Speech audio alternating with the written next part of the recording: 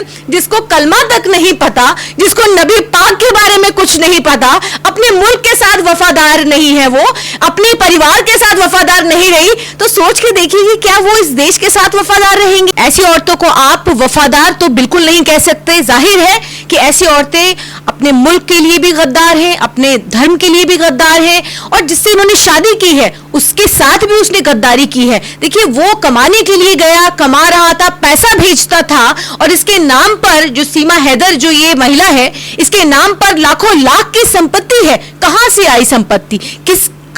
ऐसा कौन सा खजाना इसका था?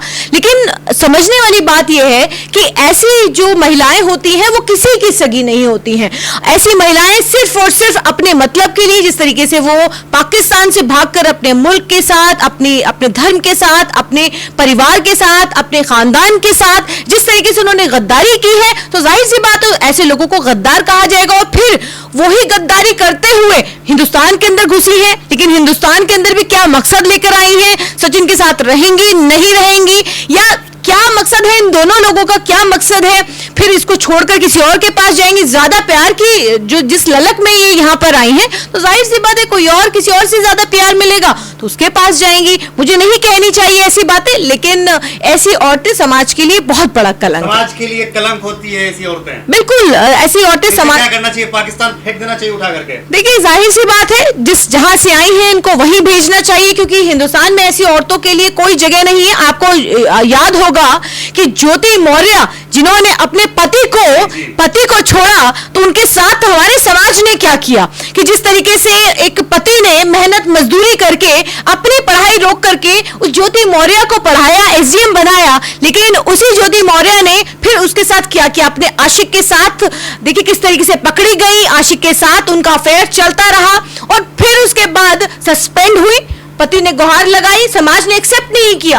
तो जब अपने देश, अपने मुल्क के अंदर किसी ज्योति मौर्य को ये समाज हमारा एक्सेप्ट करने को तैयार नहीं है ऐसी हरकतें, तो फिर आप सोचिए कि ये जो महिला है जो पाकिस्तान से आई है और क्रॉस कंट्री करके आई है, तो ऐसी महिलाओं के लिए हमारे समाज में जगह है क्या? पाकिस्तानी सोशल मीडिया पे ये चल रहा है कि ऐसा कोई सगा नहीं जिसको सीमा हैदर ने ठगा नहीं। देखिए, जाहिर सी बात है चरित्र जो इंसान का होता है वो देर सवेर सामने आता ही है, और जो ये हरकतें होती हैं, और खास करके जब आदमी का कैरेक्टर ही खराब हो, तो देखिए वो छुपते नहीं छुपता। आज पाकिस्तान में जिस तरीके से जो ये सब डिबेट चल रही है सीमा हैदर के ऊपर, और ये कहा जा रहा है उनको सही नहीं कह सकता, चाहे वो हिंदुस्तान में कोई व्यक्ति हो या पाकिस्तान में हो। देखिए, किसी भी मुल्क के अंदर इस जो सीमा नाम की जो बला है, इसको कोई भी सही नहीं कह सकता, क्योंकि जो इनका कैरेक्टर, जो बेसिक कैरेक्टर है वो ही ठीक नहीं है, तो फिर इसको किसी भी समाज में किसी भी तरीके से कोई एक्सेप्टेंस नहीं हो सकती। सीमा हैदर जो है अपने आप को दावा कर रही है कि वो मुसलमान थी पहले, लेकिन उनसे जो है कुछ पत्रकार साथियों ने पूछा तो ना तो उन्हें कलमा याद है,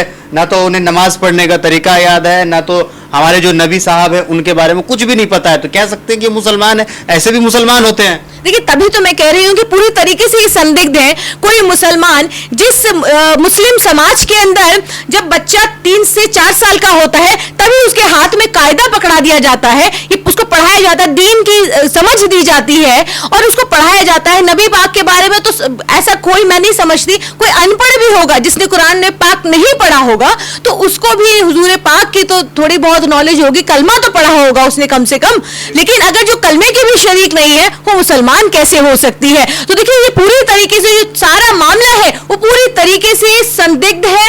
कहां से आई है, कैसे आई है? पाकिस्तान का पासपोर्ट अपने आप को 27 साल की बताती है, लेकिन है 21 साल की, 4 बच्चे हैं, इनके हैं नहीं है, कुछ नहीं कहा जा सकता। देखिए, बहुत बड़ा मुझे लगता है कॉन्स्पिरेसी है। इस कॉन्स्पिरेसी को कि जल्द से जल्द जांच होनी बेहद जरूरी है। ये देश की सुरक्षा का मामला है और देश की सुरक्षा के साथ खिलवाड़ बर्दाश्त नहीं किया जाएगा। सीमा हैदर जो है वो आरोप लगाती थी कि उनके जो पति है गुलाम हैदर वो उनसे प्यार नहीं करता था, वो इसलिए अपने प्यार की तलाश में जो है सचिन के साथ वो भाग गई।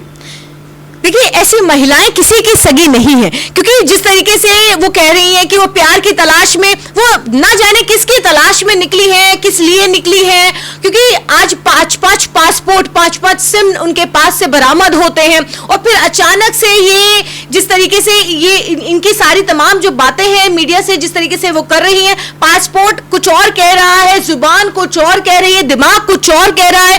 देखिए हिंदी की बात हो या मिक्सअप इंग्लिश की बात हो, देखिए जिस तरीके से वो बातें कर रही हैं, देखिए ये पूरी तरीके से क्यों इस देश का जो सो कॉल्ड मीडिया है उसको ये बात नजर नहीं आ रही है कि इस तरीके से जो संदिग्ध महिला जो क्रॉस कंट्री करके देश के अंदर घुसी है उनकी गिरफ्तारी, एक भी मीडिया कर्मी ने ये सवाल नहीं उठाया कि इस तरीके से आप नेपाल के जरिए हिंदुस्तान के अंदर आई हैं तो इनकी गिरफ्तारी होनी चाहिए। सरकार से मांग नहीं होती है, सरकार से सवाल नहीं होते हैं कि इतना आसान है किसी भी शत्रु देश से किसी का भी हिंदुस्तान के अंदर घुसना, तो सोचिए कि हमारी सरहदें कितनी सिक्योर हैं, कितनी सुरक्षित हैं। इस बात से आप इस बात का अंदाजा लगा सकते हैं कि कोई भी महिला 4 बच्चों के साथ घुस आती है तो सोच लीजिए कि देश की सरहदें कितनी सुरक्षित है, हम आप कितने सुरक्षित हैं। देश के गृह मंत्री ये पूरा साजिश के तहत ये जो किया जा रहा है, ये पूरी साजिश के तहत किया जा रहा है, 2024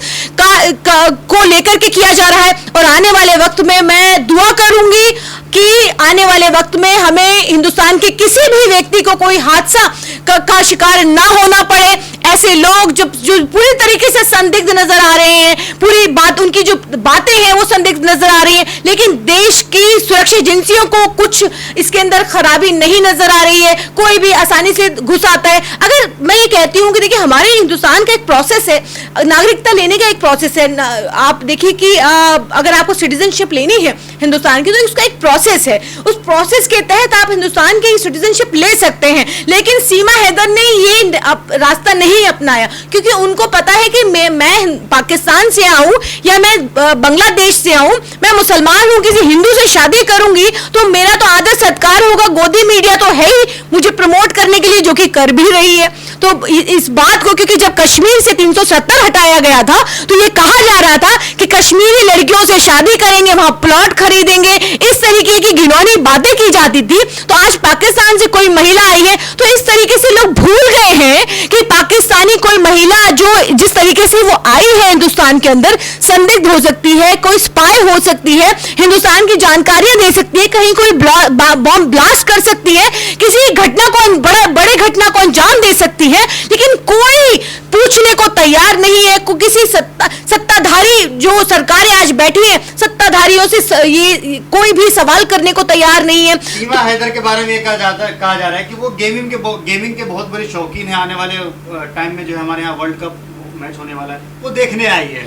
देखिए मैं तो ये कहती हूँ कि आने वाले वक्त में आप गेम वेम छोड़िए, तो मुझे तो लगता है कि पद्म भूषण ना मिल जाए जो सचिन जो सीमा हैदर को आज उसका पति बना हुआ है उसको कहीं पद्म भूषण ना दे दिया जाए, क्योंकि जिस तरीके से तमाम मीडिया पर खुशी की लहर दौड़ी हुई है और भक्तों को जिस तरीके से इस बात की खुशी है कि सीमा हैदर क्योंकि वो एक मुसलमान है। अरे एक इस बात को तो सोचिए, जिसको कलमा तक नहीं पता, जिसको नबी पाक के बारे में कुछ नहीं पता, अपने मुल्क के साथ वफादार नहीं है, वो अपने परिवार के साथ वफादार नहीं रही, तो सोच के देखिए कि क्या वो इस देश के साथ वफादार रहेंगी, उस परिवार के साथ जो सचिन है उनका परिवार उसके साथ वफादार रहेंगी। के साथ क्या करना चाहिए? क्या देखिए बिल्कुल जेल की सलाखों के पीछे डाला जाए या फिर डिपोर्ट किया जाए, पाकिस्तान भेजा जाए, जहां से आई है वहां पर भेजा जाए। इस समाज में ऐसे लोगों के लिए कोई जगह नहीं है। चलिए बहुत शुक्रिया।